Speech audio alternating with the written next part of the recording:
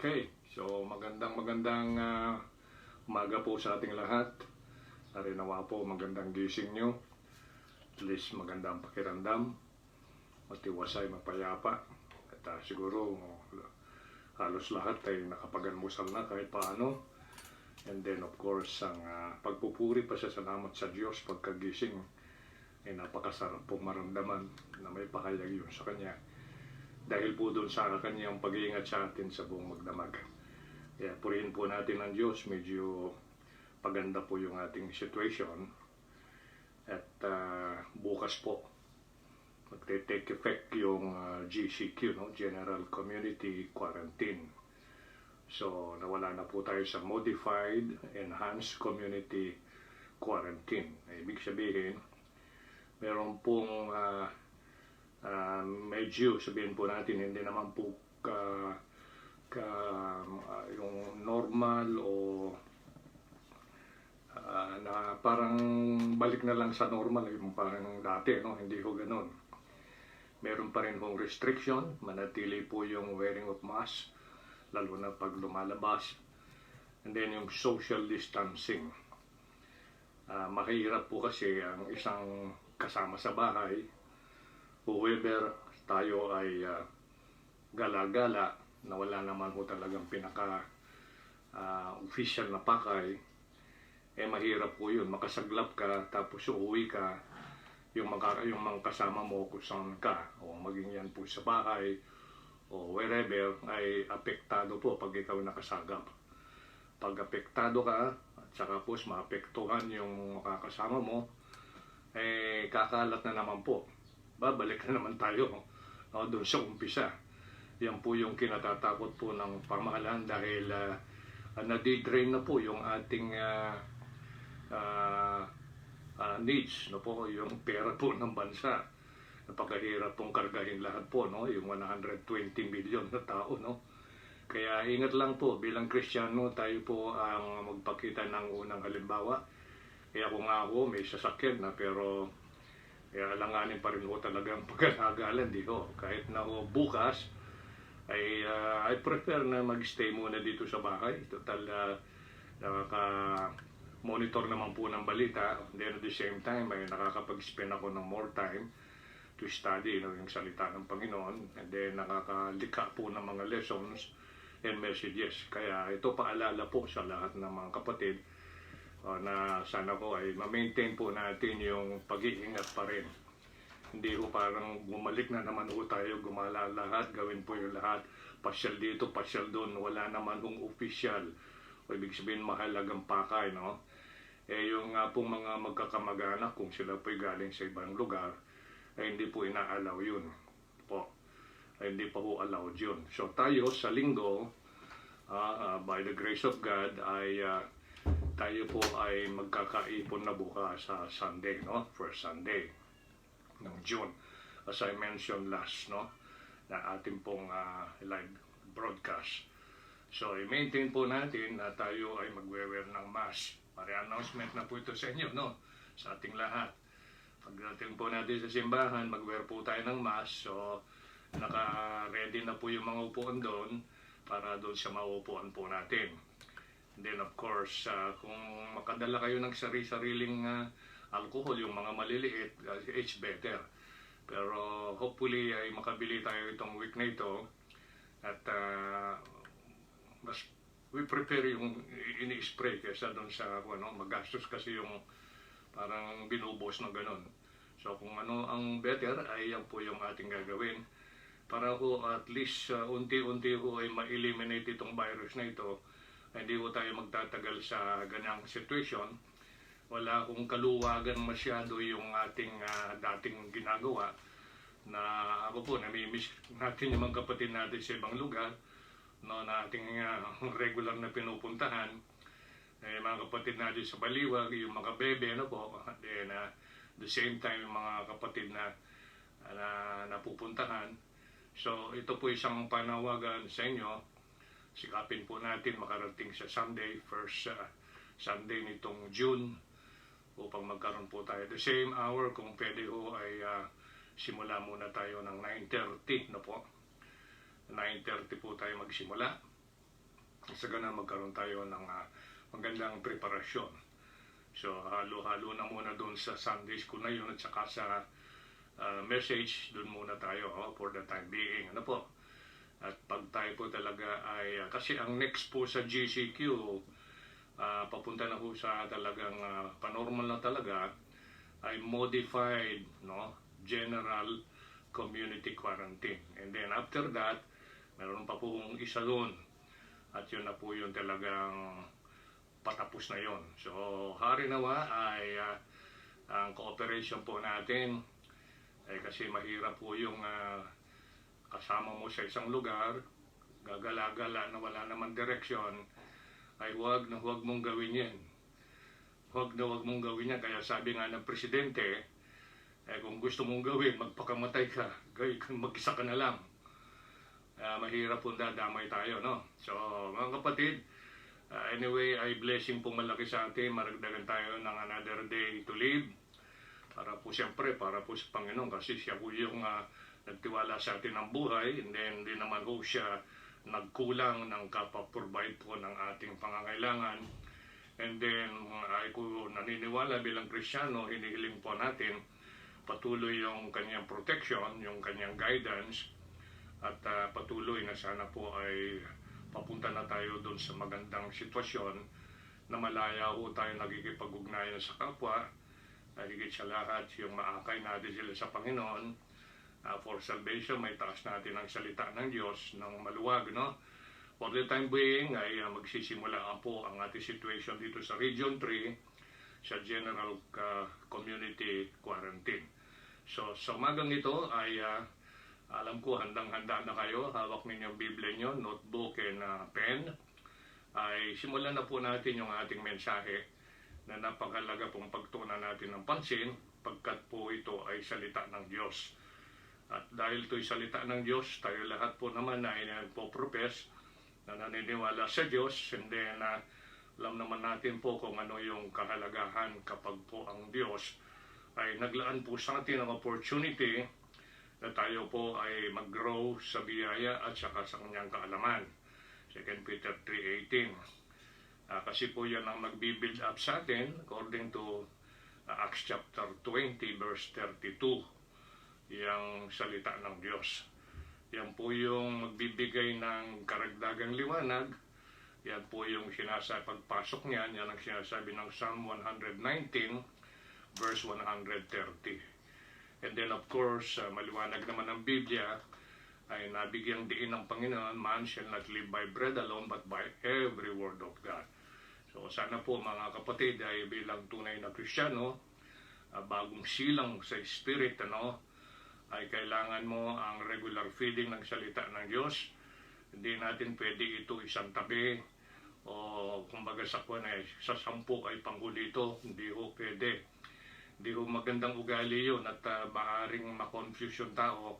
Ikaw nga ba talaga totoong tao? Bakit ang kinakain mo iba? Pagkain ng baboy, pagkain ng ganito, gaya po ng prodigal son, di ba? Di naman po normal sa tao kainin yung pagkain ng baboy. Napilitan mo dahil doon sa situation, pinili niya. So sana ho sa pagkakataong ito ay handaan natin ng buo yung ating kaisipan at ating mga puso ng buong kababaan para mabigyan mo naman natin ng kagalakan, kapurihan at karangalan at kaluwalhatian yung ating Panginoon. Sinasabi natin tinanggap natin bilang ating Panginoon at tagapagligtas. Anong may silang tayong mali ay yung Heavenly Father ay naging tatay ho natin sa spiritual na buhay, no? Physical, galing tayo lahat kay Adam. Yan po yung masaklap. So, buksan na po natin yung ating Biblia sa Genesis chapter 1, verses 9 to 13. Genesis chapter 1, verses 9 to 13. Dito muna natin kunin yung foundational text natin, o message. Foundation po ng ating message this morning. Then, yung ikalawang bahagi nito tonight at 6:15. So, I get in touch with other brethren na maaaring hindi pa nakakasubaybay sa ating live broadcast, no? And then, sa Genesis 1, 9 to 13. And God said, "Let the waters under the heaven be gathered together unto one place, and let the dry land appear." And it was so. And God called the dry land earth, and the gathering together of the waters called he seas. And God saw that it was good. And God said, "Let the earth bring forth grass, the herb yielding seed, and the fruit tree yielding fruit after his kind, whose seed is in itself upon the earth." And it was so. And the earth brought forth grass, and herb yielding seed after his kind, and the tree yielding fruit, whose seed was in itself after his kind. And God saw that it was good, and the evening and the morning were the third day. Manalangin po tayo. Panginoon namin Diyos na dakila, maraming salamat po sa kadakilaan mo at kabutihan sa amin. Alam po namin, dinagdag mo ito, may dakila kang layunin. Sa bawat nabubuhay ngayon, tuon ang kanyang pansin, kanyang mga tenga, ng buong puso at buong kaisipan, buong kaluluwa, sa iyong mga sasabihin po sa amin. Upang mabigyan namin ng atensyon, pansin, priority, mga bagay na nais mo na ipamuhay namin habang kami po ay pinagkakatiwalaan mo ng buhay na ito. Na at the same time, di ka naman ho nagkulang sa amin. And we are so grateful for that, O Lord. Sana po ay maging karapat-dapat kami na recipient, tagatanggap ng pagpapalang spiritual sa umagang ito. Okay, prepare our minds and heart. Sana po ay malinis ito at nandun yung malambot, soft na heart, mapagpakumbabang spirit upang lahat ng iyong sasabihin ay magiging welcome po sa amin ng buong puso at kagalakan. Lord, thank you po sa pagtitiwala ng pagkakataon na kami mabuhay, mabless ng iba't ibang pagpapala, lalo na pagpapalang spiritual. At higit sa lahat, yung maging aware kami na ikaw po ay palaging nagwa-watch, nagbabantay sa amin, tumitingin, tinitingnan mo yung heart namin, yung kalagayan namin. And then, yung mga ginagawa mong protection sa amin na hindi po yung kayang batumbasan ng anumang kapangyarihan dito sa mundo, kundi yung kapangyarihan mo. Kaya Lord, again, ay nagpapasalamat kami ng tao sa puso sa bawat isa, lalo na po yung aming mga kapatid, kaibigan sa iba't ibang lugar, na nakikinig, pagpalain mo po silang patuloy. Sana po ay maiwasan, mawala po yung distraction, as we hear your word, kasi ikaw po yung magsasalita at lalabas lang po sa bibig ng iyong lingkod na mga babasahin po namin ng mga talata mo. Help us, Lord, na maging karapat-dapat sa iyong harapan. Christ's name we pray. Amen. Mga kapatid, ay pag-usapan po natin sa umagang ito ang isang mahalagang paksa may kinalaman sa the value of gathering together. The value of gathering together. Pag sinabi po nating value, ay ito ay importance, so yung kahalagahan, no? Something such as principle or quality. Intrinsically, yung kung tatagalogin natin yung word na intrinsically, tunay, valuable or desirable. Kasi kung tunay tayong Kristiyano, talaga magkakaroon po tayo ng desire sa bagay na binibigyang diin ng Panginoon para po ay makumpleto, mabuo o mangyayari yung ninanais niya sa buhay natin. So, sa isang synonym na sa kahulugan, excellence, grace, merit. Sa Tagalog, kahalagahan, saysay. Kaya kung minsan ho ay nag-express ang isang tao pag may sinasabi ang isang tao na kapwa, wala namang saysay ang pinagsasalita mo yung mga ganun, no? Pero hindi ho natin pwedeng masabi sa salita ng Diyos na walang saysay. Okay? Ang hindi lamang po connected sa Diyos, hindi maka-Diyos ang pwedeng magsabi, kaya nakikita naman sa practice action, hindi ho niya binibigyan ng halaga, ini-ignore lang, hindi pinapansin, hindi importante sa kanya. So tayo pong mga nagpo-profess, mga tunay na Kristiyano, that's why make sure po, tayo po na nagpapakilala, narinig na ng mga kaibigan, kamag-anak, whoever they are, na napahayag mo na, nagpakilala kang Kristiyano, anak ng Diyos. Iyan po yung kanila pong tinitignan, yung ating pong action. Hindi po yung sinasabi lang pero walang nakikita sa action. Kaya napakahirap po na dapat palagi po nating matandaan yung Titus 1:16. They profess that they know God, but in their works they deny Him. So yun po yun. Bakit naisulat dun yun?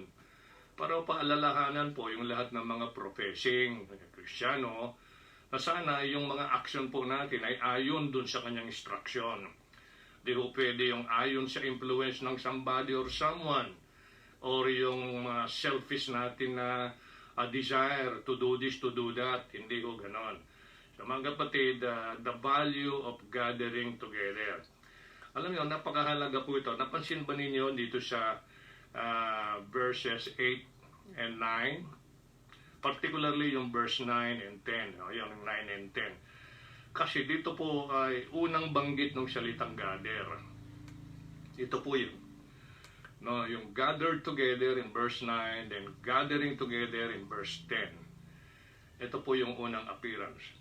At alam mo ba ninyo, mapapansin natin dito, so lumitaw yung mga dagat, then lupa. At yan ngayon ang source, materially physical source ng kabuhayan ng taong nag-exist. At napansin ninyo, nung after na malalang yan, ay nakita ho natin yung verse 13, and the evening and the morning were the third day. Naalalang po yan ng 3 araw. So, kung papansinin po natin, ang bagay nito, yan ang first appearance kasi nung third day, no? Nagbibigay ho sa atin ito ng Bible definition for 3 nights and 3 days nung ang Panginoon ay nasa, yung body ng Panginoon ay nasa tomb o libingan, ano? At 3 nights and 3 days according to Matthew 12:40. Yan, napakalaga ho na maintindihan ho natin dito. And then after that, mapansin natin after third day, ay nakita ho natin dito sa pang-apat na araw, ito yung verse 14, na-introduce po rito yung sun, greater light. Okay? Yan po mapansin natin yan sa verse 16, greater light, lesser light, He made the stars. Dumating na po rito yung araw, yung buwan, and then yung mga stars. Sa Biblia, meron po yung typical representation. Yung sun po dyan, no, po, ay nagre-represent po yan sa ating Panginoong Jesucristo. After third day, pakatandaan po natin, after yung resurrection, the third day, o reason, the third day, nabuhay siya maguli, no? Kaya ho siya ay nakalintulad o isang tinatawag na araw ayon sa Malakay 4:2. Then at the same time sa Psalm 19 verses 4 and 5. At yung moon, ito po yung type po ng tinatawag po nating church, yung body of Christ. Ito yung bride ni Kristo. At kung titignan mo natin yung Song of Solomon chapter 6 verse 10, and then yung 2 Corinthians 11, 1 to 3, chaste virgin po ang tawag sa kanya.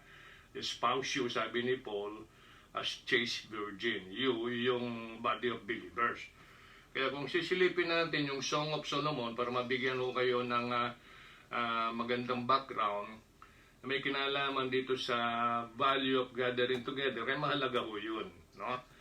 Ang nag-iisa, hanap siya ng partner, o kung loloobin ng Panginoon, ay magiging dalawa sila sa bilang, pero one sila sa totoo, no? Bilang, no? Naging one. And then, ang kita po natin doon sa Song of Solomon 6 verse 10, who is she, right? Babae, who is she that looketh forth as the morning, na gaya ng umaga, ganda ng sinag ng araw. Fair as the moon, yan. Sino yun? Babae, no? Fair as the moon, clear as the sun. And terrible as an army with banners. Kaya di po katakataka yung pagbabalik ng Panginoon kasi yung pre-tribulation rapture, akyat po lahat ng mga body of Christ believers, yung mga body of believers na kay Kristo spiritually, right, harap po sa judgment seat of Christ, para ho doon ay dumanas po sila, no, yung lahat ng mga bagay na nagawa na pagkukulang, kamalian ng mga Kristyano, harap nila sa judgment seat of Christ, until na magkaroon ng clearance, everything, so maging clear siya, clean, no? Kaya masuotan siya na tinatag nating kasuotang pangkasal, kaya susunod doon yung marriage supper of the Lamb. And then, after yung tinatawag nating time, na kailangan bumaba na yung Panginoon, Revelation 19, kaya ho sila'y kasama doon, at mapapansin ninyo yung word na army doon. Okay? So, yan po yung mga ilang light na makikita natin sa Biblia na magbibigay liwanag. So, mga kapatid, na panghalaga po ito, no?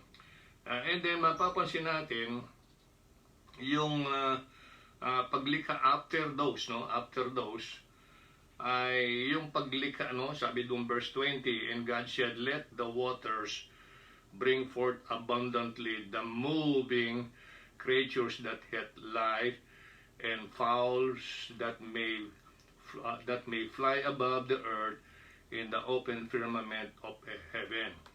So napansin natin dito, yung tubig ay connected po ito sa physical life, yung first birth of life natin, yan binabanggit sa John chapter 3, no? And then ito po ay physical birth po ito. Okay, physical birth po yan. And then nakita natin yung second birth natin after Calvary. After Calvary. So yun po yung ating second birth, has nothing to do with physical or literal water. Sa mga kapatid, napakaganda kung pansinin, mag-observe sa mga statement in the Bible, ito yung unang banggit ng gather together, gathering together. Kaya mahalaga ito. From there, mapapansin niyo yung appearances ng phrase na ito. In different ways, para dito pa lang sa unang bahagi, pahayag ng salita na ito, yung phrases na ito, ay makuha na po yung attention mo, magkaroon ka na ng idea, liwanag, definition, nung kahalagahan po ng value o yung gathering together, I mean. So, ngayon, para maumpisan po natin dito, as I said, pag value means importance or worth. Gaano po kahalaga yung ginawa ng Panginoon na tipunin yung tubig na maging dagat, mga seas, sabi niya, plural po yun, ano? Alright? And called, the waters called the seas, plural form. And then, yung land, lumitaw, yan po yung earth. Tinutuntungan ngayon ng mga tao, pinagtatayuan ng bahay, buildings, no? Diyan natin makikita yung mga pagsulpot ng halaman. So, napakalagang obserbahin. And then, dahil po ito ay malaking mensahe, alright, para makuha po yung attention ng naniniwala sa Diyos, bumabasa, nag-aaral sa Biblia, And then, anong kahalagahan ho nito? Kasi napansin natin yung 16, yung God made two great lights, the greater lights and the lesser lights. Okay? Yung sun, moon. So, napansin natin yung spiritual aspect nito. Okay? Sa punto ng Panginoon as the sun, capital S po yan, ano? Sa Malakay chapter 4, verse 2. And then, Psalm 19 verses 4 to 5. And then, yung moon, ito po yung ngayon church na hinahalin tulad sa moon kasi yung moon, kumukuha ho ng light yan dun sa sun. Kaya nung tayo po ay lahat ng mga professing Christian tumanggap sa Panginoon, nagkaroon ho tayo ng liwanag sa atin, sa buhay. Una muna ay nakita mo yung sun. So dito pa lang sa outward ay nagkaroon ka na ng liwanag papasok, much more nung personal mo nang tanggapin sa iyong puso. So you have the person and at the same time yung salita niya. Kaya the more na pumapasok yung kanyang salita sa ating spiritual na buhay mga kapatid, the more na lumiliwanag yung ating buhay at gumaganda yung ating pananaw at natutuon primarily dun sa third heaven. Kaya set your affections on things above, not on things on earth. Kasi pag ang Kristiyano, alright, ay nabubuhay pa na para lang ang tingin niya ay dito lang sa mga lupa, kaya yung attention niya napupunta doon. Energy, priorities nandun, hindi po dapat yun. Ang material, physical needs, diskarte po ng Diyos yan. Binanggit na po yan sa Matthew 6:33 yan eh. Nilatag na po niya yung priority, which comes first. So, yung spiritual muna, no? Seek ye first the kingdom of God and His righteousness, and all these things shall be added unto you.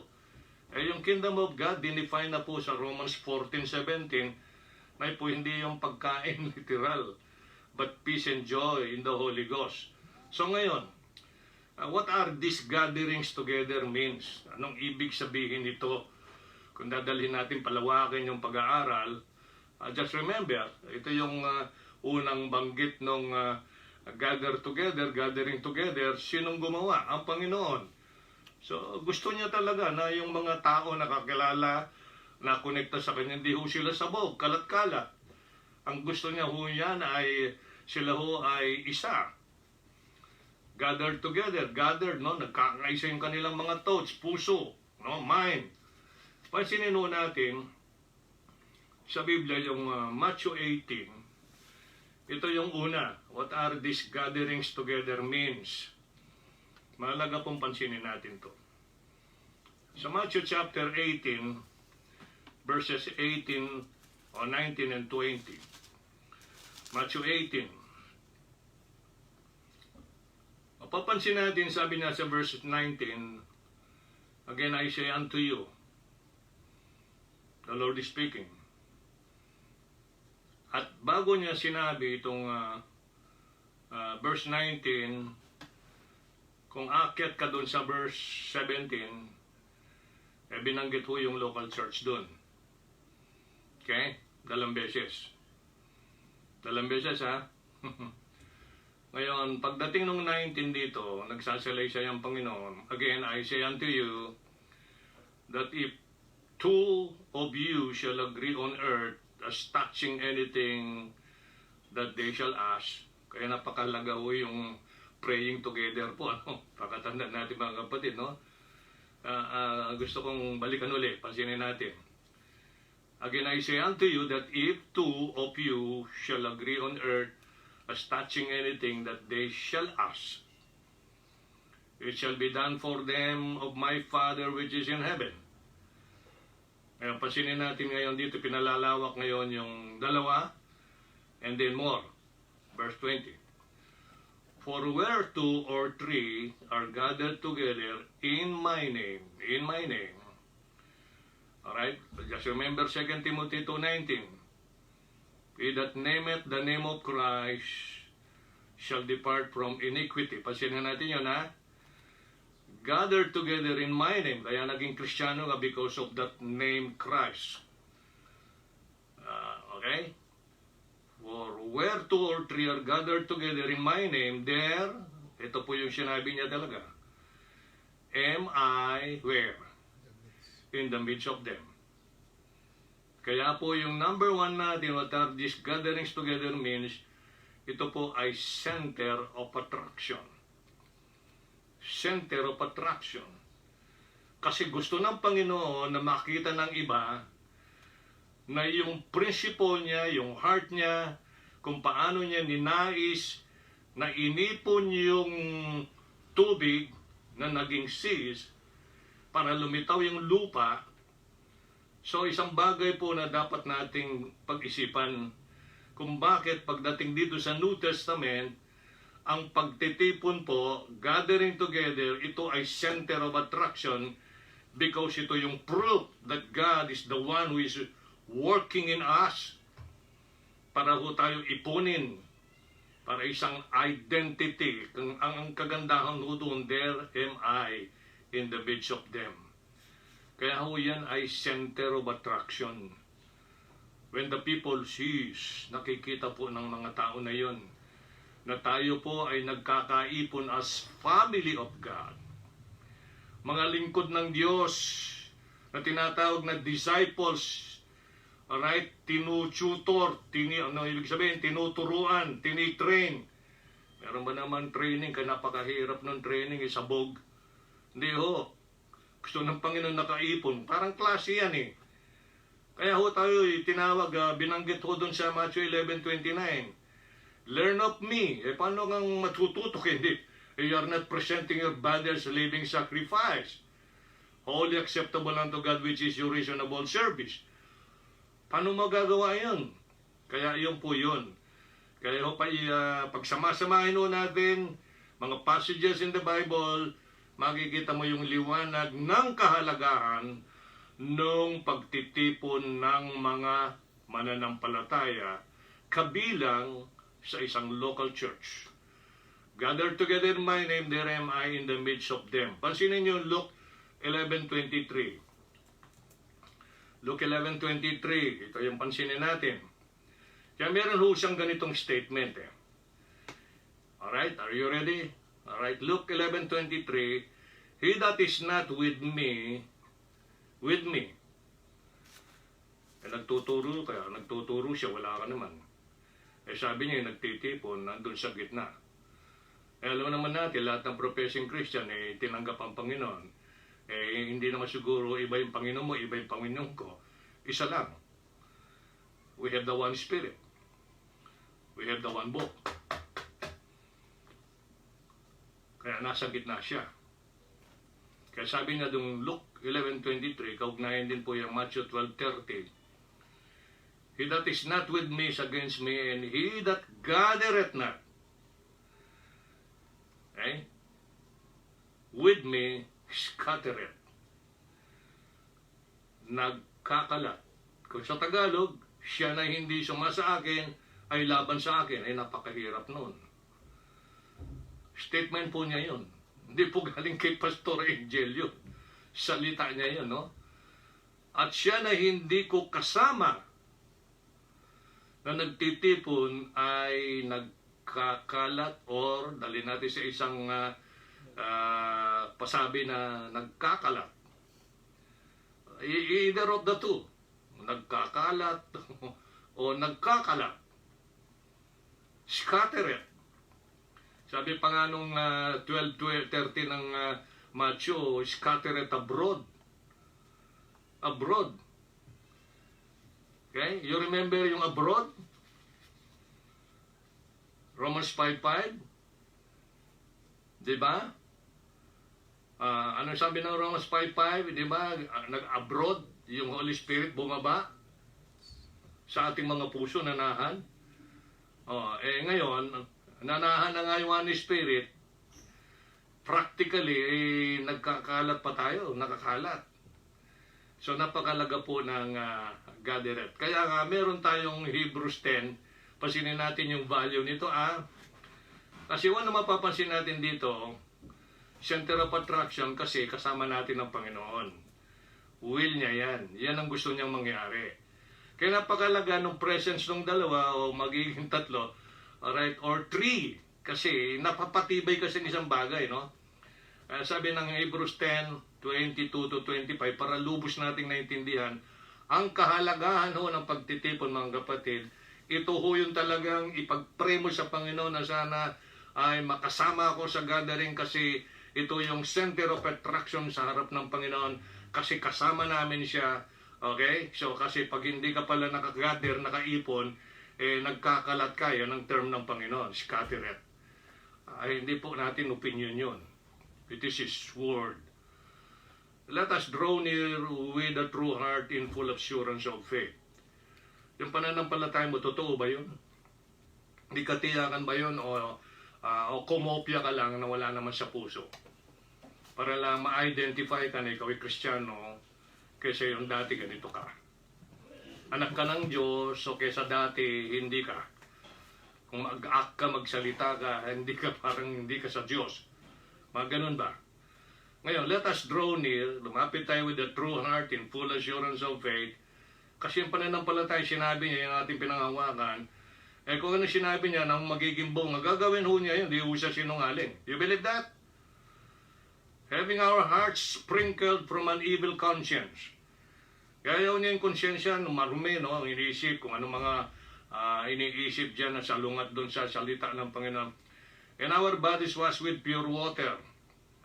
Verse 23, let us hold fast the profession of our faith without wavering. For He is faithful that promise. Iba po yung pananampalataya, matatag yan, hindi yung nagwe-waver yan, hindi yung pakaliwa pakanan, para yung sasakyan na wala hong direksyon, pag nawala doon sa control, either kaliwa pag-giray sa daan, no? Wavering, no? For He is faithful that promise. Anong mababasa natin sa verse 24? Let us consider one another. Paano mangyayari yung kung hindi naman tayo nagkakaipon? To provoke and to love. Kinakailangan talaga rito ang pagmamahalan natin sa isa't isa. Yan ay reflection natin ng pagmamahal natin sa Diyos, dahil siya yung unang nagmahal sa atin. Hindi ho tayo, siya. At doon sa pagmamahal na yon ay kinilala mo at buong puso mong tinanggap ay yung person na nagsagawa ng kanyang pag-ibig sa pamagitan ng pag-alay ng kanyang katawan for our sins. Okay? Hindi lamang ganun, kundi yung banal na Espiritu ay nanahan sa iyo. Na yun ang tinatawag na Spirit of Christ, Spirit of God in Romans 8:9. Kaya very clear, let us hold fast the profession of our faith without wavering, for He is faithful that promise. So let us consider one another to provoke and to love and to good works. Ito po talaga yung ating pag-ugnayan. Ang kailangan ho ay patayin natin yung lamig ng pag-ugnayan ng bawat Kristiyano, anak ng Diyos. Dapat po ang pakiramdam mo ay in love ka talaga, unang-una sa Diyos at siya yung kapatid sa Panginoon. And then sama-sama kayo, dahil pareho kayong in love sa Panginoon, ay yung paggawa ng mabuti, hindi sila lang, bahala na sila, hindi ho ganon, kundi lahat po yan, nagpo-provoke sila sa bawat isa, no, sa pag-ibig. Ito yung 25. Ito yung magiging resulta nun. Kasi mahal natin ang Panginoon unang-una. Pangalawa, ating kapwa. Ang immediate kapwa natin ngayon, of course, sa pananampalataya, kapatid natin sa Panginoon. Pangalawa na lang, yung ating mga mahal sa buhay sa laman na hindi paligtas. Kung ligtas, nandun na po yung first. So sabi ng 25, not forsaking the assembling of ourselves together. Assembling of ourselves together. As the manner of some is. Alam nyo yung statement, as the manner of some is, ay meron akong napansin dito yung salitang some. Kasi, kumisa nito ay realidad to. Yung all, pag nababawasan ito, maaring majority na doon pa rin, many. Not necessarily all. Pero pag ito ay mapapansin natin, kahit paano may natitira, baka some na lang. Okay? Kulang ng kalahati. Kahit paano ay binigyang pansin ng Panginoon, kasi dalawa sinimulan yan . Alright, either mag-asawa yan, dalawa sila, magkakaanak, magiging 3. Okay, magkakaanak pa, magiging 4. Makakawin sila, o darami na yon. Pero simula, 2. Binigyan halaga. Kaya ang Panginoon ay you cannot please, ibig sabihin primarily sa number. May 2, may 3, sabi ng Panginoon, am I in the midst of them? Kahit some, am I in the midst of them? Kasi center of attraction nga. Much more kung isang magiging many, yung many magiging all. Kaya not forsaking the assemblings of ourselves together as the manner of some is, but exhorting one another, and so much the more as you see the day approaching. Sa buhay natin, i-apply natin ito devotionally. Ano yung day approaching kaya ng buhay natin? Nanghihina na yung katawan mo, naku, malapit ka na magkasakit niyan, ma-hospital, etc. Ano? Maturukan ng ganito, makuha yung dugo, ang daming examination, no? Hindi gaya nung panahon nung na hindi pa na masyadong tanyag yung ganyan mga katakot-takot na examination. Doon patapal-tapal lang, mga painom-inom ng mga nilagang ganito ng mga halaman, etc. Humahaba ang buhay ng mga tao noon. Ayun ang pagkaiba no? So, napakasarap pansinin. Tagalogin natin yung verse 25, na huwag pabayaan ang magkakasamang pagtitipon. Nakaganda ng pagkatagalog natin. Tatagalogin natin kasi, assembling of ourselves together, magkakasamang pagtitipon ng ating mga sarili. Na sila, hindi lang sila, ating mga sarili. Gaya ng mga kaugalian ng ilan. Okay, very unfortunate, no? Dapat tayong lahat. Kundi mga tagubilinan, yan ang exhorting. Kasi nagpapaalala ka, concern ka Pinupobrok mo yung pag-ibig ng bawat isa. Di ba sabi ng Panginoon yun? Pag kayo nagmamahalan sa isa't isa, you are indeed my disciples. Yan kasi yung magpapatunay na kayo, tayo ay disipulo, student ng Panginoon, katiwala ng Panginoon. Yun po yung ibig sabihin nun. Kaya sabi kaya magtagubilinan sa isa't isa at lalong-lalo na yamang nangagkikita na ninyo na papalapit na ang araw. Marami itong papalapit na ito Either malapit ka ng mamatay, malapit ka na sa panganib. Lalo na situation ngayon, no? COVID-19. Baka pag tinamaan ka, isipin mo yan, ano? Pag grabe ka kagad, wala na. Napakahirap na. Ang daming mga namatay na hindi na iburol kahit ilang araw lang, diretsyo sa pagkasunog. That's it. Di ba napakalungkot ng ganon? Or, yung papalapit na yan na tinatawag nating day approaching, yung rapture, pagbabalik ng Panginoon. Alin diyan kaya? Sa mga kapatid, 2 lang yan. Or maaring, sabihin na natin 3, sickness, death, or rapture. Kailangan dito ay aware ang lahat ng Kristiyano. Kung di mo alagaan, kasi makikita na naman natin sa Biblia, alam mo, ang isang sikreto ng kalusugan, masaya sa Panginoon.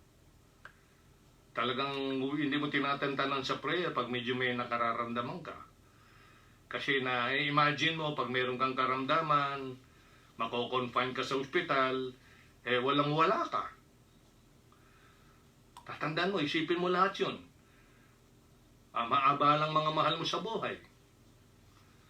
Saan ka kukuha kung wala kang ipon? Saan? Mamamatay ka. Saan kayo lilibing? Lahat po yan, iisipin mo yan. Kaya ang nihilingin mo sa Panginoon, Lord, sana po, mahintay ko na po yung rapture.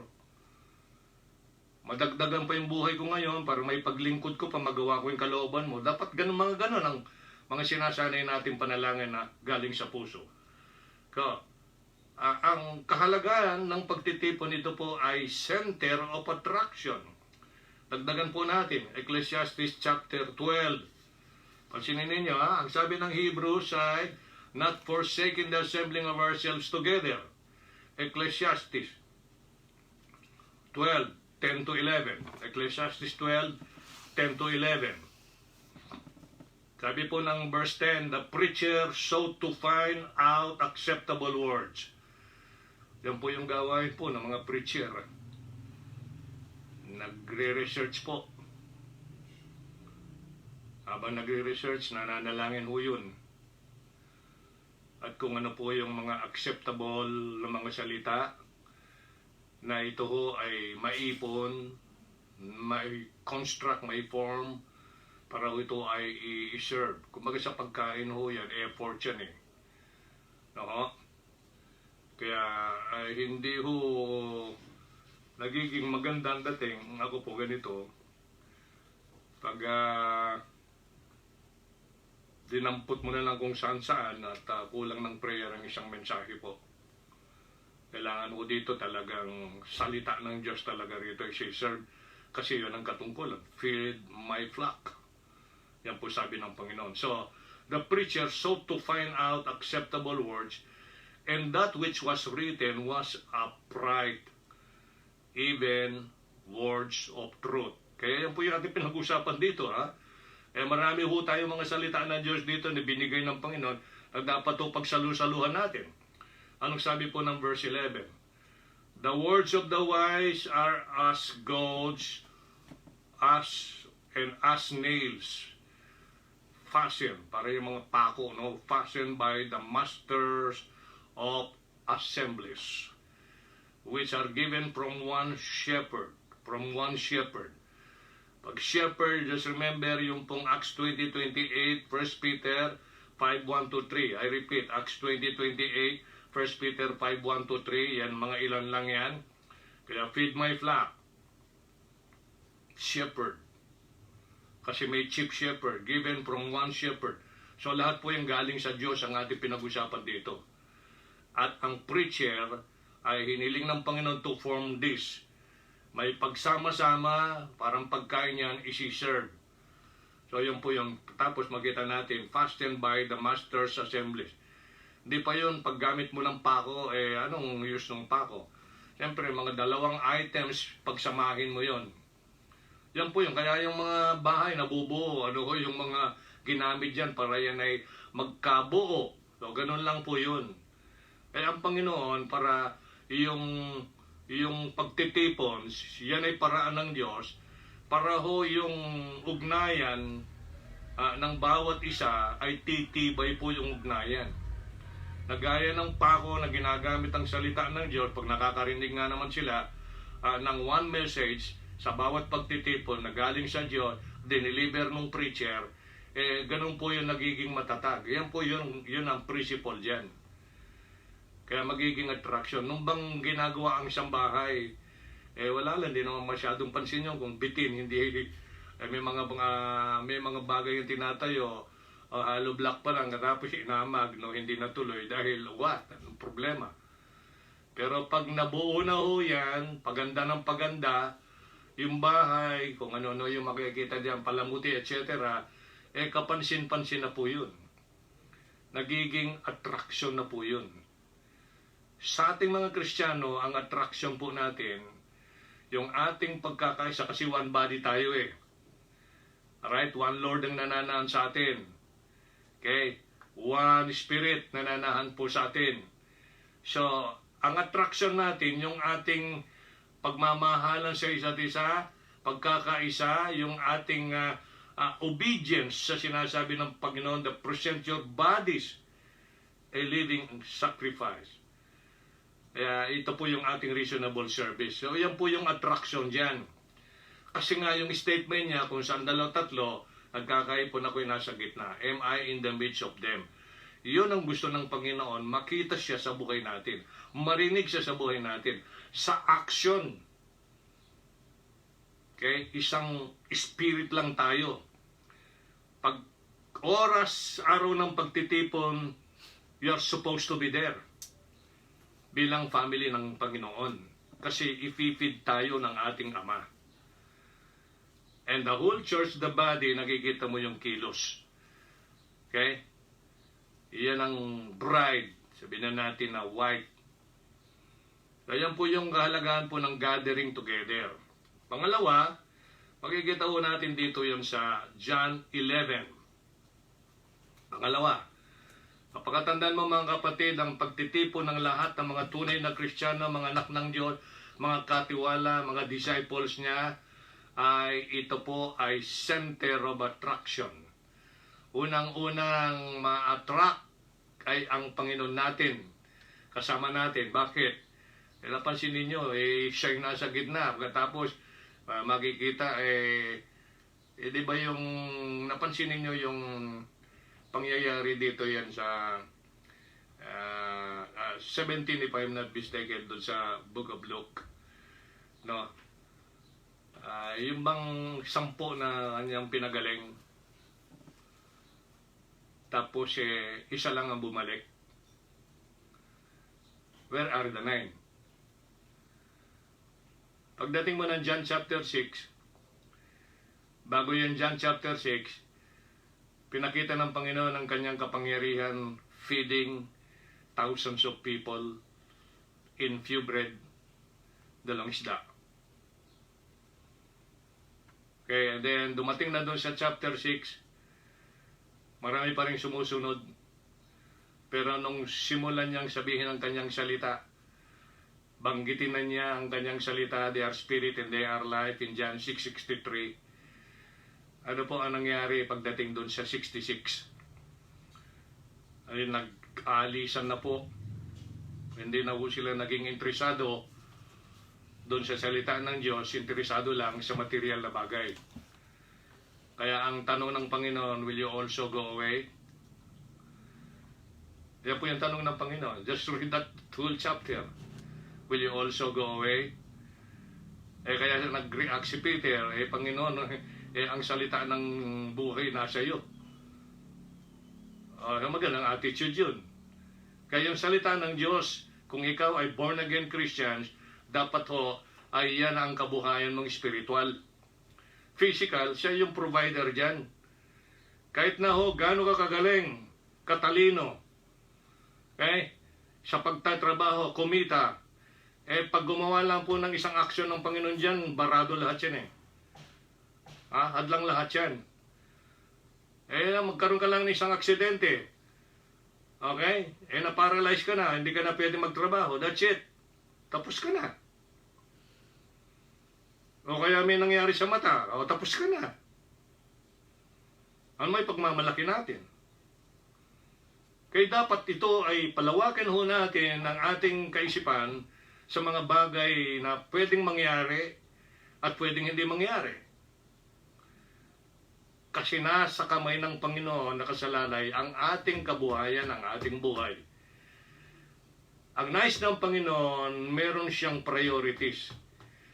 Hanggat may opportunity ito yung gawin nyo, and then i-maintain nyo yung especially unto the household of faith, kasi doon manggagaling yung force to do, yung sinasabi ng Panginoon. Pag matatag nagkakaisa, alright, ang bawat isang mananampalataya in one local body, upang doon nagkakaipon on the regular basis, and then may enjoy mo the presence and the fellowship of the Lord. Kung wala kang interest, paano mangyayari yun? Medyo kulang. Although you have the desire, maaaring ganon. Pero kailangan i-desire mo yun sa heart mo. Sabi ng John 11:49-52, and one of them named Caiaphas, being the high priest that same year, and said unto them, you know nothing at all, nor consider that it is expedient for us that one man, verse 50, right, tinutukoy na niya dito ang Panginoon, should die for the people, and that the whole nation perish not. And this he spake not of himself, but being high priest that year, he prophesied that Jesus should die for that nation, referring to the nation Israel. Ang mahalaga rito, hindi lang siya namatay para dun sa nation Israel, kundi po para sa mga hentil din. And not for that nation only, once you notice verse 52, but that also he should gather together gather together in one the children of God that were scattered abroad. Alam naman ninyo, pag children of God, paano ka naging anak ng Diyos? Galatians 3:26.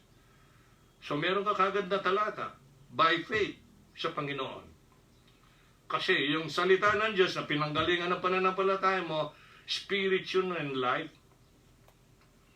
Kaya, pansinin natin po, follow up. Ano ang point natin sa number 2? Value of gathering together. Ito yung object of Calvary. Object. Ito yung pakay. Ito yung layo ng Calvary. Para po yung dalawang lahi, the Jews and the Gentiles, alright, ay magkaroon ng salvation, one spirit, redemption, buhay na walang hanggan, one spirit, at sila ho ay nag-gather spiritually. Kaya ho yung definition ng church, hindi lang po ina-apply yun sa local kasi gather together ang local, called out assembly. Meron din pong spiritual assembly. Yan po yung gathering together sa spirit ng one body. Ayan po yung spiritual body. Yan ang body of Christ. Yan po yung head. Kaya ho, mali po yung position na isa lang ang aplikasyon. No. Ano mo i-define yung one body? Si Kristo, one head. Kung i-apply mo lang sa local church, ang daming mga local churches, iba-iba pang pangalan, iba-iba pang grupo. So, kailangan ho dito ay palawakin ho natin kasi yung in kay Kristo, yung lahat ng tutungo sa langit. Hindi po yung naka-in sa local church. You can be in a local church as member after water baptism, but that does not necessarily mean ikaw ay naka-in kay Kristo spiritually. Sipin mo, nabubuhay pa yung mga naka-in kay Kristo ay yung Kristiyano spiritually naka-in na dun sa heavenly places in Christ Jesus. So, yan po yung isang bagay na dapat po natin pansinin. 1 Corinthians 12:12-13. How it happened? Gather together in one the children of God that were scattered abroad. Ibig sabihin, yung wala doon. Hindi kabilang sa nation na yun. 1 Corinthians 12:12-13. For us the body is one, ito na po yung tinutukoy, and hath many members, and all the members of that one body, being many, are one body, so also is Christ. One body. Verse 13, paano nangyari? For as by one Spirit are we all baptized into one body. That's Spirit baptism, not water. Ginawa po ng Holy Spirit, kaya alam niya yung born again, alam niya lahat yung mga, alright, na isilang na muli, alam niya Holy Spirit. At siya po ang responsible to register your name in the book of life. Nagaya po naman ngayon ng mga komadrona. Pag sila ho'y nagpanganak, sila ho yung obligado magparehistro sa munisipyo. Okay, just give the information. For by one Spirit are we all baptized into one body, whether we be Jews or Gentiles, whether we be bond or free, and have been all made to drink into one Spirit. Kaya po mapapansin natin doon sa 1 Corinthians 10:31, huwag ka magbigay ng katitusuran sa mga Hudyo, yan, Hudyo laman, Hentil sa laman, and the Church of God. Spiritual na po yun. Kaya yan ang paliwanag nung Ephesians chapter 2, na dati ho yan, magkahiwalay ho yan eh. Pero lahat ho yan sa pamagitan ng blood ni Kristo, ay nagsama ho yan spiritually. Kaya yan ang body ni Kristo. Galing sa dalawang lahing laman, Jews and Gentile. So napansin ho natin dito, no? And Ephesians 2:13-17, para makita ho nyo yung pinopoint natin. Mga kapatid, value of gathering together. Ito ay center of attraction. Pangalawa, the object of Calvary. If you believe that Christ died for our sins and buried and rose again the third day, yan po yung Calvary, yung message ng Calvary. Sa Calvary, yun ang physical demonstration nung kanyang body offering. While nung mamatay ho siya, the moment na matay, lumisan ho yung soul niya, at ito po ay naging soul offering dun sa hell. Alright? Hindi po ninyo maririnig minsan natin ito. Yun ang very unfortunate. Kaya yung soul ho niya napunta ho dun to damp To dump. Parang dump truck ho yan eh. Dinump po niya yung lahat ng kasalanan ng tao. Binayaran niya yun once and for all. Pero, I repeat, hindi ho magkaka-apekto. Alright? It will never take effect sa isang taong ayaw maniwala. Ayaw tanggapin yung ginawa ni Kristo, kundi nananalig sa kanyang sariling magagawa, kakayahan gumawa ng kautusan, kanyang relihiyong kinaaniban na nagsasabi yung kanilang relihiyon ng totoo, yung tinayo ni Kristo, Ay, hindi ho. Lahat po ng kasalanan ng tao na mananagawa, kahit hindi ka pa sinisin, may silang ka pa bukas, at nandun pa rin ang open door ng opportunity para maniwala ka, nabayaran na po yan, pero hindi po automatically nag-took effect sa lahat. Hindi ho. Only if you believe. Hindi mo nakita, pero nakasulat sa Biblia, at nakita mo kung bakit, anong dahilan bakit siya nagkatawang tao at mamatay. Kaya na-shield po yung victory nung siya nabuhay maguli. Okay, the third day, kaya po yung nakita natin sa Genesis 1 kanina, kaya po na dito na po yung liwanag, no? Yan, nabuo na po yung moon, siya po yung type ng church, yung sun, yung type ni Jesus Christ sa buhay natin. Okay? So, napansin po natin dito. The object of Calvary, Ephesians 2:13-17, but now, yan ang verse 13, kasi sa 11, kayo ay mga hentil sa laman, pagkatapos para na walang Kristo, sabi nung, okay, very clear po yung verse 12, without Christ, without God, without hope in the world, but now, in verse 13, in Christ Jesus, you sometimes were far off, malayo, made nigh by the what? The blood of Christ. For He is the Lord Jesus Christ, our peace. Okay, yan ang makikita mo doon sa Romans chapter 5. Nagkaroon po tayo ng peace with God. Kaya pag hindi mo kinilala si Kristo, nananatili kang kaaway ng Diyos. Romans 5:10. Dead in trespasses and sin. Anak ng devil, 1 John 3:10. Hiwalay sa Diyos, Isaiah 51 o 59. Very clear po yun. Verses 1 and 2. And then sabi, for He is our peace who hath made both the Jews and Gentiles. Circumcision and uncircumcision, tinutukoy. For who hath made both one and hath broken down the middle wall of partition between us. Verse 15.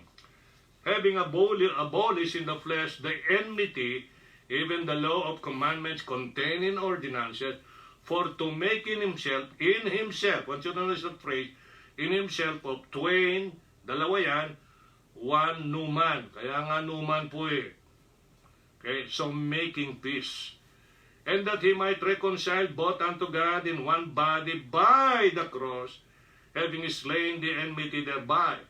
And then in verse 17, and came and preached peace to you which were afar off, and to them that were nigh. So yan po talaga yung effort ng Panginoon. Naialay na po niya yung solution. Naialay ang payment. Ang tao ngayon ay kailangan na siya na yung mag-decide. Naniwala ka o hindi? Tanggapin mo o hindi? Nasa iyo na po yun. Pero nailatag na po doon. Kasi ito yung kung, para maging maliwanag if you reject the Savior who died for your sin, for my sin, buried, the third day He rose from the dead, you refuse to believe and receive yung payment ng kasalanan mo, then, pagdating ng paghiwalay ng kaluluwa mo sa body na yan, although ibuburo lang body na yan ng ilang araw marahil, ang daming bulaklak dyan nakapaligid marahil, ang daming tao nakikipaglamay, kaya nasaan kaya yung soul mo? Kasi yung nilagay ng Panginoon na kasalanan mo, kabayaran, nandun sa hell. Ngayon, ni-reject mo yung payment, ni-reject mo yung nagbayad, o ikaw magbabayad ngayon. Because you rejected the payment. But if you will receive the payer and the payment, then absuelto ka doon, wala ka ng kasalanan, kasi hindi ka napupunta doon. Nakain ka na kay Kristo, Kaya nakaupo ka na sa heavenly places. Kaya pag akyat mo, diretso doon. Imimit tayo in the air. Kita ninyo ang kagandahan ng scripture. Pag ito ang ating pinahawakan. Kaya nga mali ho yung, di ba, bawat Marso kay Abril. Oo, bakit ka nagse-celebrate ng ganyan? Bakit ka nga, di ba, tinubos tayo? Yung salitang tinubos. Kasi ang problema nung nagkiklaim na siya tinubos, bakit hindi niya alam kung mamamatay siya kung saan siya tutungo? Ang alam ko sa tinubos ay hawak nung nagtubos, di ba? Tinubos ka, halimbawa, kinuha ka ng, hindi naman pag-aari ng bahay sanlaan eh. Yung gamit mo, sa'yo yun eh. Sinanla mo. So ano yung kabayaran? Ano yung, anong price yung pagkasanla? O you just enjoy, alright, temporarily. Yung tao, binigyan pa rin ng pagkakataon ng Panginoong mabuhay after na pumasok ang kasalanan sa Garden of Eden. Pero meron siyang instruction. Sinabi na niya, talaga magpapawis ka dyan. So, na-enjoy niya yung ilang panahon nung buhay niyang ganon na makasalanan, in dead in trespasses and in sin, nandun pa rin naman ang effort ng Panginoon to supply yung needs niya para sakaling siya ay makarinig ng mensahe ng Diyos magkaroon ng pananampalataya at gawin yung instruction. Ganun po yun eh. Pero you will not enjoy that kind of life forever here on earth. One day you will die. Kaya pareho din po yung sinanla mong gamit mo. For how many days, for how many months, ano ba yung pinagkasunduan? Hindi mo may enjoy gamitin. Ganun lang po yun eh. Kaya nga ho ay tinubos, ransom. Parang kinidnap ka ng Abu Sayyaf, kailangan magbayad ka, magpalitaw ka ng 1 million bago ka i-release. Ayan ang condition. Pag may 1 million ka, i-release ka. Si Kristo, alright, yung eternal punishment, eternal payment, supposed to be, lahat ng tao, sila yung magbabayad talaga doon sa impyerno. Binayaran. Wala magagawa ngayon si Satan para hindi i-release. Alright, yung kaluluwa ng tao. Yung naging alipin sa mga nakarang taon ng kanyang buhay, ngayon ay kay Kristo na, na-redeem na. Kumbaga sa kwan. Para maintindihan ninyo yung mga terms sa Biblia. Yung mga kapatid, napakalaga po yung pagtitipon. Center of attraction, object ng Calvary. Kaya kung hindi pa ho yan nakikita sa physical gathering sa life mo, matapos na ikaw ay nag-profess, nagsabi, tinanggap mo si Kristo, nasa iyong puso, at ikaw ay naki Kristo. So one kayo sa Spirit. And then yung kapwa mo, mahal mo sa buhay, kaibigang kakilala, ganun din ang ginawa. O di one kayo sa Spirit. Kasi one Spirit lang ang nananahan sa iyo. Ang pagkaiba lang yung practice, kaya merong small s na Spirit, yun po yung behavior, attitude. O, bakit ganyan naman ang Spirit mo? Parang may ganun, no? So ayan po yun, para maintindihan natin. Pangatlo, ito po yung panghuli. Puntahan po natin yung Acts chapter 4, verse 29 and 31. Ito po yun. Acts chapter 4, verse 29 to 31. This is what the Bible says. And now, Lord, behold their threatenings. So ito yung mga disciples ng Panginoon, habang sila nangangaral sa iba't ibang lugar, ang unang mga nagtetret sa kanila, mga religious leaders, relihiyosong matagal ng relihiyoso, no? Tinetret sila, ayaw nilang marinig yung mga pinapangaral nila, yung mga gino. And then of course, yung pagsasagawa nila ng mga signs and wonders, o yung mga miracle, naiingit sila dito, ayaw nila, binabawalan, pinipressure. Napakahirap ng dinaanan po nila, no? And now, Lord, behold their threatenings, plural, grant unto thy servants. Sa kabila niyang Panginoon ay bigyan mo ang iyong mga lingkod that with all boldness they may speak the word. And when they had prayed, ano sabi ng verse 31, jump tayo sa 31, the place was shaken where they were assembled together, alright, nagpray sila, nagkaipon, yung kahalagahan po ng pagtitipon and then praying together, assembled together, and they were all filled, hindi po some, hindi few, no po, were all filled with the Holy Ghost, and they spake, spake the word of God with boldness. Mga kapatid po, ang pangatlo na value ng pagtitipon, yung power of prayer. The power of prayer. Sabi po doon sa statement, when they had prayed, the place was shaken where they were all assembled together. Kita po natin dito yung pong statement naman kanina sa point number 1 natin, the center of attraction, kasi nakita natin dito yung gathered together in verse 20, in my name there am I. That is the center of attraction. And then mapansin po natin dito, yung pangalawa, okay, nakita natin the object of Calvary gathered together in one. And then itong pangatlo natin ay the power of prayer. And then napansin natin dun sa verse 31, when they had prayed, the place was shaken where they were all assembled together. Kung were all assembled together. Kaya mapapansin po natin, then pansinin natin And now, Lord, behold their threatenings, and grant unto thy servants that with all boldness they may speak thy word. And when they had prayed, the place was shaken where they were assembled together, and they were all filled with the Holy Ghost, and they spake the word of God with boldness. Ganyan po kahalaga ang prayer. Lalo na ang pagsama-samang panalangin ng mga Kristiyano. Masinsinang totoong panalangin. Magkakaroon po tayo ng boldness na sabihin ang salita ng Diyos sa kapwa. Hindi ka mahihiya. Maramdaman mo yung tapang dito.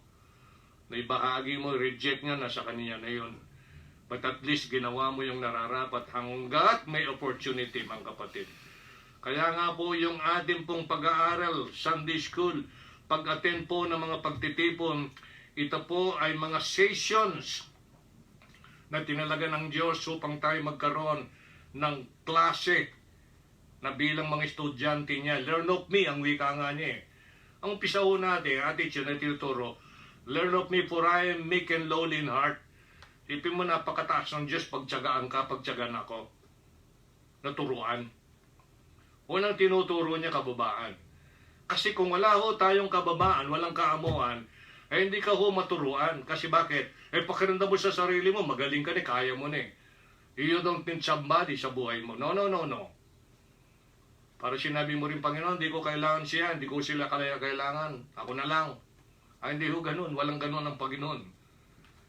Romans 12, 10-11. Ito po yung ninanais ng Diyos, why ang isang value ng gathering together, yung power of prayer, pag sila ay nanalangin na samang-sama. Sama-sama. Very clear po, when they had prayed, the place was shaken where they were all assembled together. Where? Kung saan sila nagkaipon sama-sama.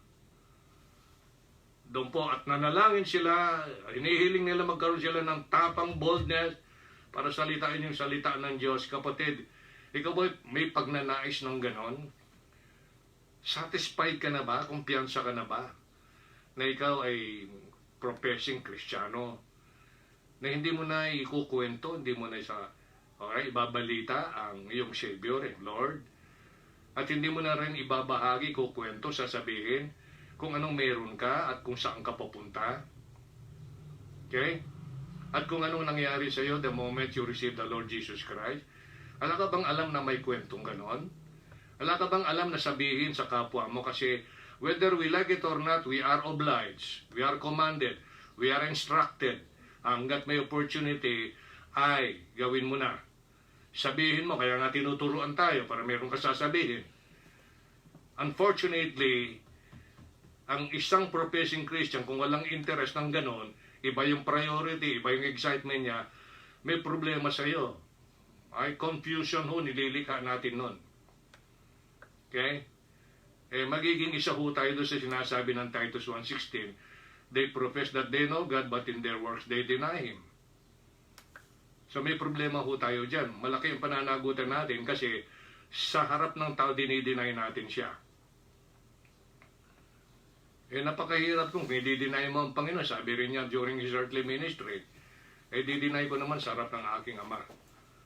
Kristiyano ka nga, nakaharap ka dun. Ibig sabihin nung i-deny ka, hindi ka man mga pagmamalaki, hindi man siya matutuwa. Ito yung anak kong si so and so. O natapos ng engineer yan. O natapos ng doktor yan. Okay? O natapos ng tinatawag na ditong accountant. O natapos ito ng, sabihin ho natin na ito pilot. Marami iba-ibang mga kurso. Tapos ng nurse yan.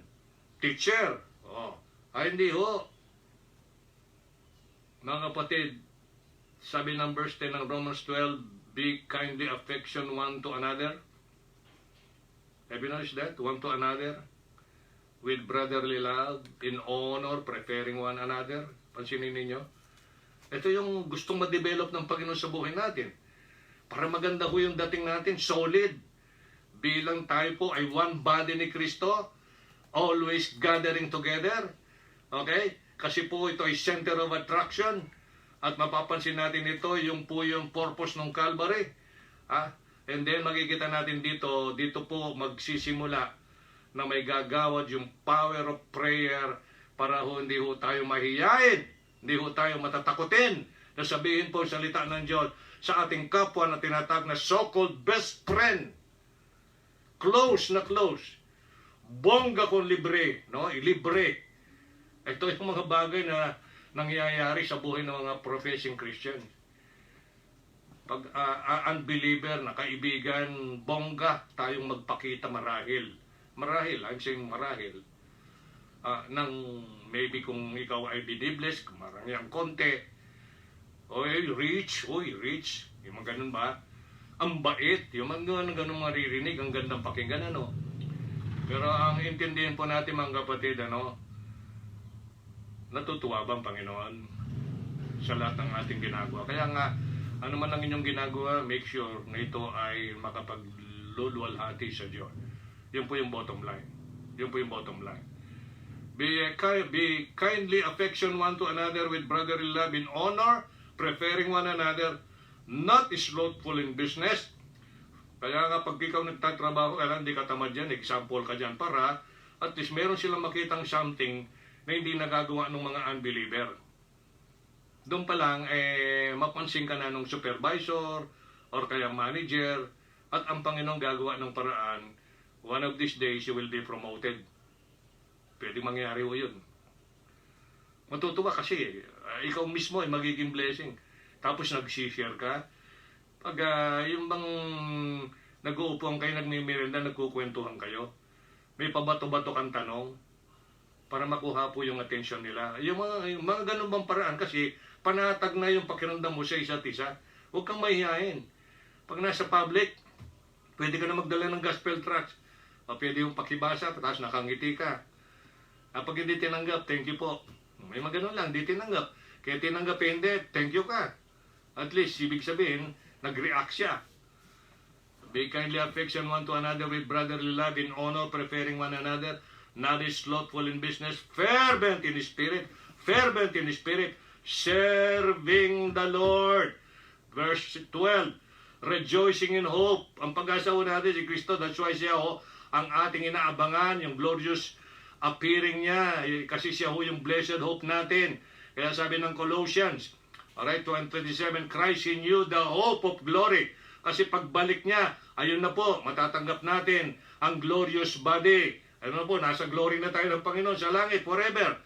Wala nang istorbo, wala nang sakit. Wala nang death, wala nang pain. Okay? Rejoicing in hope, patient in tribulation.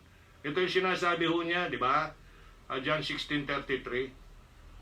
And this word, you shall have tribulation, but be of good cheer, I have overcome the world. Kaya si Pablo, sinayit po niya yan doon sa Romans 5. Alright, tribulation worketh patience. We glory also in tribulation. Tribulation worketh patience, ang wika niya. And patience experience. And experience what? Hope. Ano kaya yung magiging pangkaragdagang pag-asa mo? Reward. Reward. Kaya yan po yung description dito makikita. Rejoicing in hope, patient in tribulation, continuing instant in prayer.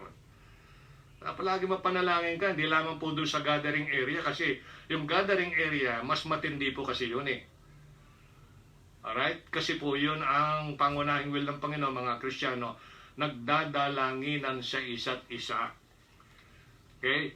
Nandun po pumapasok po yung boldness ng Spirit. Kaya Proverbs 15:8, tapos na po tayo rito. Sa Proverbs 15:8, pakatandaan po natin, value of gathering together. Ano po sabi po ng Bible? Ito po ay center of attraction, not number 1. Gather together in my name, there am I in the midst of them. Galing mismo sa bibig ng Panginoon. Pangalawa ay the object of Calvary. Yan ang pakay, layon ng Calvary.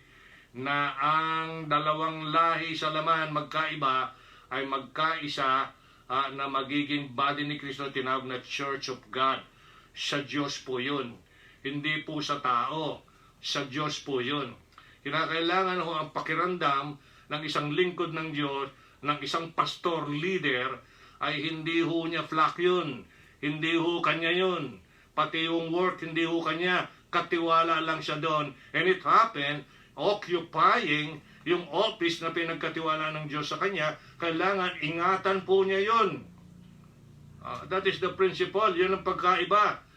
Pero it's look like maraming mga ganun ngayon. Inaabuso yung flock ng Diyos. Kaya sinasakal. Sobra yung paggatas. Wala nang gatas yung baka kalabaw Pili mong pinipiga. Ang mangyayari doon. Sisipahin ka na nung kalabaw nun. So, object of Calvary gathered together in one. And then ito namang pangatlo, the power of prayer. When they had prayed, the places were shaken where they were all assembled together. Ano sabi ng Proverbs 15:8? The sacrifice of the wicked is an abomination to the Lord. Pag walang salvation, di related sa Diyos, di born again, di anak ng Diyos, kahit ano pong sakripisyong gawin niya, punta sa kanyang simbahan, luhod doon sa pinto, paikot ng ganon, kahit ano po, pagdating ng tinatawag nating Holy Week, talaga susugatan ng sarili, magtumbling-tumbling sa daan, bubugbugin yung katawan, habang siya naglalakad, nagpapaspas, tapos yung mga tao po na nadadaanan niya, talamsi ka ng dugo. Sasakyan mo, matalamsi ka ng dugo. What is the use? Tanungin mo, when you die tonight, saan pupunta ang iyong kaluluwa? Di niya alam. So yung po ito yung dapat maging concern po natin. Na kailangan sa iba't ibang paraan, sa paraan ng Panginoon, ay gawin na po natin hanggat may opportunity. Kasi the sacrifice of the wicked is an abomination to the Lord. But the prayer of the upright is His delight.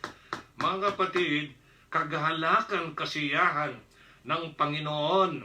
Alright? Ang prayer ng isang matuwid na tulad mo, isang matuwid na tulad natin, na mga anak ng Diyos. Huwag mong pagkaitan yan. Kasi Biblia yan. Salita ng Diyos. Sana ho, kaya as I said, itong note ko sa ilalim, kumbaga sa susi at saka padlock, pag umaga, prayer is the key of the morning. Diba pagkagising mo, bubuksan mo. Magbukas ka. Kausapin mo ang Panginoon. Salamat ka sa Panginoon. Ihabilin mo yung buong araw na yon. Magawa mo ang kanyang kalooban. Magawa mo ang mga bagay makapagluwalhati sa kanya. Ano yung mga priorities at hindi priority. Pag iningat ka ginawa ng Diyos, ang nararapat para sa iyo, maging matiwasay ang travel mo back and forth. May lakas ka. Meron kang presence of mind. Okay? May ngiti ka, nakagawa ka para sa Panginoon. And then, pagdating ng pagtulog, lalak mo uli. Kasi, bakit? Pag tulog na tulog ka, masarap ka na, mahimbing na yung tulog mo yun. Ano ba yun? Nananalangin ka pa doon. Di ho. The lack of the evening. Yan po yung prayer. Ang prayer ay susi sa umaga. Korean lock. Pagdating ng gabi, subsiya ay lock yan. So yan po yung kahalagahan ng prayer. Then, ang question, how often you pray? Continuing instant in prayer. Huwag nating biruin to kasi kinakausap natin dito ang Diyos. Dalangin ko, hindi ako magsasawa mga kapatid. Makasama namin kayo sa bawat pagtitipon hanggat may opportunity. Kasi po ang Panginoon ang siyang may author niyan ng pagtitipon. Siya ho ang unang nagmulat niyan kung paano makinabang ang tao physically, materially, nung lalangin po niya. Okay? Ang mga dagat, pagkukunan ng isda, na ngayon ay nagiging place of pleasure ng mga tao, of course. Nakasakay ka nga naman ng cruise, naglilibot, no? Naglalakbay. Alright, nagagalak ka nagagandahan ka sa mga paligid na nilalang ng Diyos. There's nothing wrong with that. And then pangalawa, may isda pagkukunan ng kabuhayan ng tao, basta't huwag lang siyang tamad, not slothful in business. Ang wika po dun, sa verse 11. And then palagi kang mapanalangin, Lord, sana po ay makahuli kami ng isda na nararapat para sa amin sa araw nito. Mga ganun lang yun eh. Lord, sana po ingatan mo ako sa paglalakbay. Pagtatrabaho, magawa ko po yung aking responsibility. Maging liwanag ako sa lugar na yon. Marami kang dapat po sabihin sa Diyos, hingin sa Diyos, isabilin sa Diyos. Kaya lang po, nagkukulang po tayo ng panahon dyan. Kung minsan talagang ito ay sinasadya. Alam mo naman, kung nakikinig tayo, nag-aaral sa Biblia, alam mo yung priority dito, hanggat buhay ka, hindi mahaba ang buhay mo. Hindi mahaba, hindi ko in-expect ng mga hero natin, ng mga frontliner, mga doktor, mga nurses, at sino pa man, mahabang panahon ang ginugol sa pag-aaral, sa training, etc. Tapos sa ganun lang paraan, ay papanaw siya na hindi man ho nasilayan ng kanyang mga mahal sa buhay ang kanyang burol. Di ba napakalungkot no? And it happened. And it happened. Kaya blessed ho tayo, tayong nabubuhay. Siguro wala naman na nakikinig ngayon na patay. No? Lahat po tayo buhay. Kahit paano mapapangiti ka dyan kapatid. At nagkaroon tayo ng malayang pag-aaral sa salita ng Diyos to know the first three things. Value of gathering. Hopefully ito po ay may tanim ng malalim sa bawat puso at isipan, maging kagalakan ng ating puso. O kalooban pala ng tatay ito, kung palang nag-iipon kahit 2-3 lang. Kaya hindi mo ho basta ma-impress ang Panginoon. Kahit 2-3 nag-iipon diyan, kaya nga mapapansin natin doon sa Hebrews kanina, di ba? Some. Maaari yung mga kakaipon, some na lang. Nasaan yung many? Or nasaan yung all? Kaya napakaganda po mag-aaral sa Biblia, mapag-observe ka eh. Bakit nilagay doon some? Yung some na yun, nagpapatuloy consistently on the regular basis. Hindi ho ba yun ay nakakapag-exhort yun? Uy, kumusta ka na kapatid? Ano namang situation, nabalitaan ko, ganito, ganyan. So, ini-exhort mo yun, di ba? May tago-willing ka sa kanya. Huwag mong pabayaan ng manalangin. Huwag mong pabayaan kumain ng salita ng Diyos. Alright? Huwag mong pabayaan magpasalamat. Marami po yung exhortation po yun eh. Then pag na-perceive mo may problema siyang mabigat, ina-exhort mo siya. So ganyan po kahalaga ang pagtitipon. Hari nawa po, kahit paano po ay ito ay naging pagpapala sa ating lahat. And I do believe naging pagpapala. Because we had the wholehearted na pakikinig, pagbulay-bulay, pagtanggap sa salita ng Diyos. Sana po ay patuloy na tayo po ay magkaroon ng ugnayan. I repeat po yung announcement. This coming Sunday, Lord willing, tayo po ay magsimulang magtipon. Gathering na po ito, no? Church gathering, allowed na po yan sa GCQ. 9:30 muna po tayo, no? Kaya wala muna yung Sunday school na separate, kundi po yung service, 9:30 na kagad. And then, pag-usapan natin, yung morning na yon, kung anong gagawin natin ng gabi, kung magkaroon pa rin sa gabi, or whatever. Pero kung makaya natin, mapagkasundaan, mag-ipon tayo, kakayanin natin, magkaroon tayo ng desire, sa akin po walang problema yon, ano. Siyempre po, tinitignan ko yung situation niya, pero kung panghawakan natin yung promise ng Panginoon, magagawa ho natin yon.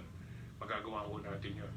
Kaya ngayon, isama natin sa prayer natin yung mga kapatid doon sa Makabebe kasi ay naging part ng schedule na natin yung puntahan sila pag Sunday afternoon.